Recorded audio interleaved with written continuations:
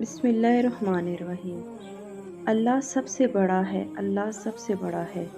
روئے زمین پر سب سے پہلے ان کلمات کو بلند کرنے کی شہادت جس شخص کے حصے میں آئی، وہ نہ تو بے حد دولت مند تھے، نہ ہی بہت با اثر، اور نہ ان کے حسن و جمال نے لوگوں کو متوجہ کیا ہوا تھا، بلکہ وہ ایک حبشی النسل غلام تھے، جن کی رنگت سیاہ تھی، آنکھیں سرخ تھی، ہونٹ موٹے تھے، لیکن ان کا دل نہایت حسین تھا۔ یہ غلام جنہیں اللہ نے عزت و شہرت کی بلندیوں پر فائز کیا، حضرت بلال بن رباح رضی اللہ تعالیٰ عنہ تھے۔ آپ کو نہ صرف دنیا کے پہلے مؤذن ہونے کا اعزاز حاصل ہے، بلکہ آپ حضور پاک صلی اللہ علیہ وآلہ وسلم کے خادم خاص بھی تھے۔ آپ کی خوش نصیبی کا اندازہ اس بات سے لگایا جا سکتا ہے کہ نبی پاک نے آپ کے بارے میں فرمایا، بلال کس قدر اچھا آدمی ہے، وہ تمام مؤذنوں کا سردار ہے۔ بلال کس قدر اچھا آدمی ہے، وہ تمام مؤذنوں کا سردار ہے۔ آپ کی کنیت ابو عبداللہ تھی اور والد کا نام رباحہ اور والدہ کا نام ممامہ تھا۔ آپ حبشی نژاد غلام تھے۔ آپ مکہ میں پیدا ہوئے اور آپ کی پرورش قریش کے مشہور قبیلے بنو جمحہ میں ہوئی۔ یہ عجیب اتفاق ہے، رسول اللہ صلی اللہ علیہ وآلہ وسلم کے تین مؤذنوں بلال، ابو مہدورہ اور عمرہ بن کلثوم نے مکہ کے اسی قبیلے میں پرورش پائی۔ دوستو، جب نبی پاک صلی اللہ علیہ وسلم فاتحانہ شان سے مکہ میں داخل ہوئے تو آپ نے بلال رضی اللہ تعالیٰ عنہ کو حکم دیا کہ وہ کعبہ کی چھت پر کھڑے ہو کر اذان دیں۔ جس وقت بلال رضی اللہ تعالیٰ عنہ کی آواز مکہ میں گونجی اور اشہد ان لا الہ الا اللہ کے الفاظ ان کے منہ سے نکلے تو مشرکین کے دل رنج و الم سے بھیگ گئے۔ ایک دفعہ رسول اللہ صلی اللہ علیہ وسلم کو جنت کا نظارہ دکھایا گیا۔ آپ نے اپنے آگے بلال کے قدموں کی آواز سنی۔ نماز کے بعد آپ نے پوچھا، بلال تمہیں اپنے کس عمل کے نتیجے میں سب سے زیادہ ثواب ملنے کی امید ہے؟ کیونکہ میں نے جنت میں تمہارے قدموں کی آواز اپنے آگے سنی ہے۔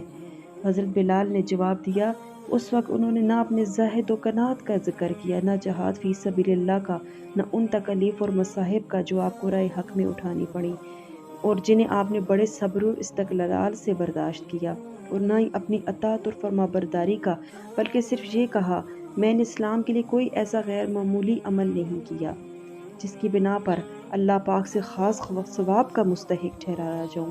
ہاں، البتہ اتنا ضروری ہے کہ میں ہر وضو کے بعد 2 رکعت نفل پڑھ لیتا ہوں۔ حضرت بلال ہمیشہ اسلام کے مؤذن اور مسجد نبوی کے ہمیشہ مؤذن رہے۔ شروع میں وہ ایک کافر تھا، امیہ بن خلف اس کے غلام تھے۔ حضرت ابو بکر صدیق نے انہیں خرید کر آزاد کر دیا تھا۔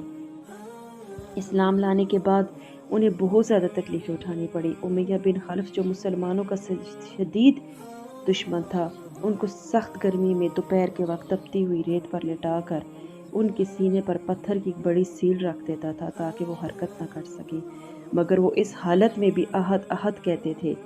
انہیں مکہ کے لڑکوں کے حوالے کر دیا جاتا کہ وہ ان کو گلی کوچوں میں چکر دیتے پھرے، اور یہ تھے کہ ہمیشہ احد احد کی صدا لگاتے تھے۔ ان کی عشق اور محبت کا جذبہ یہ تھا کہ جو بلال کو کسی وقت بھی اپنے محبوب آقا سے جدا نہ ہونے دیتا تھا۔ وہ نبی پاک کی ادنا سے ادنا تکلیف بھی برداشت نہ کر سکتے تھے اور ہمیشہ ان کی خدمت بجا لانے کے لیے تیار رہتے تھے، خواہ نبی پاک انہیں ارشاد فرماتے یا نہ فرماتے۔ سفر کے دوران جب وہ دوپہر میں دھوپ شدت اختیار کر لیتی تھی تو حضرت بلال بغیر کہے نبی پاک کی سر پر چادر تان دیتے۔ غزوات کے موقع پر وہ میدان جنگ سے کچھ دور ایک سائبان کھڑا کر دیتے جہاں پر آقائے دو جہان صلی اللہ علیہ وآلہ وسلم جنگ کا نظارہ کرتے اور ضروری ہدایات دیتے تھے۔ جب تک جنگ جاری رہتی، بلال برابر میدان جنگ میں اور حضور پاک صلی اللہ علیہ وسلم کے خیمہ کے درمیان چکر لگاتے تھے تاکہ حضور کے احکام اور ضروری ہدایات فوج تک پہنچاتے رہیں۔ دوستو، ابتدا میں مسلمانوں کو نماز کے لیے بلانے کی خاطر طبل بجانے کی تجویز بھی تھی۔ آغاز اسلام میں اذان کا وجود نہ تھا۔ مسلمانوں کا قبلہ جب خانہ کعبہ پایا تو اسلام نے بھی روز بروز ترقی کرنا شروع کی، تو مسلمانوں نے کوئی ایسا طریقہ سوچنا شروع کیا جس سے دور دور تک پھیلے ہوئے لوگوں کو نماز کے لیے اکٹھا کیا جا سکے۔ اذان کا حکم نازل ہونے سے پہلے آقائے دو جہان نے ایک منادی کسی اونچی جگہ پر کھڑے ہو کر بلند آواز سے یہ الفاظ کہتے، الصلاۃ جامعہ، نماز کھڑے ہونے کا وقت آ گیا ہے۔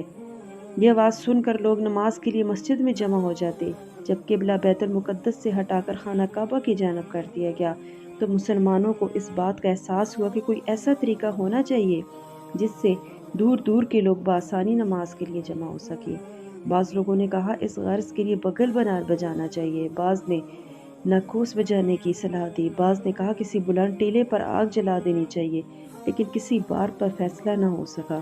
ایک صحابی عبداللہ بن زید اسی فکر میں گھر پہنچے۔ گھر والوں نے کھانے کو پوچھا لیکن انہوں نے کھانا کھانے سے انکار کر دیا اور کہا کہ رسول اللہ صلی اللہ علیہ وسلم کو نماز کے لیے لوگوں کو بلانے کے مسئلہ نے پریشان کیا ہوا ہے، جب تک اس مسئلے کا کوئی حل نہ تلاش کر سکوں کھانا نہ کھا سکوں گا۔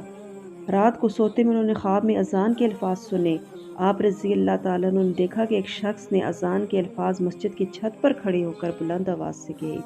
یہ الفاظ کہہ کے وہ کچھ دیر کے لیے بیٹھ گیا، پھر کھڑے ہو کر نماز کی اقامت کی جو انہی الفاظ پر مشتمل تھی جن الفاظ میں اذان دی گئی تھی۔ عبداللہ بن زید بیدار ہوتے ہی نبی اکرم صلی اللہ علیہ وسلم کی خدمت میں حاضر ہوئے اور رات کا واقعہ انہیں سنایا۔ حضور نے فرمایا تم بلال کے پاس جا کر یہ الفاظ یاد کرا دو اور انہیں کہو کہ وہ ہر نماز کے وقت بلند آواز میں یہ الفاظ دہرایا کریں۔ جب پہلی بار حضرت بلال کی زبان سے یہ الفاظ نکل کر مدینہ کی فضا میں گونجے تو پھر حضرت عمر رسول اللہ صلی اللہ علیہ وسلم کی خدمت میں حاضر ہوئے اور عرض کیا یا رسول اللہ، میں نے آج رات خواب میں ایک شخص کو یہی الفاظ کہتے سنا ہے۔ اس طرح اذان کا آغاز ہوا جو تا قیامت جاری رہے گا۔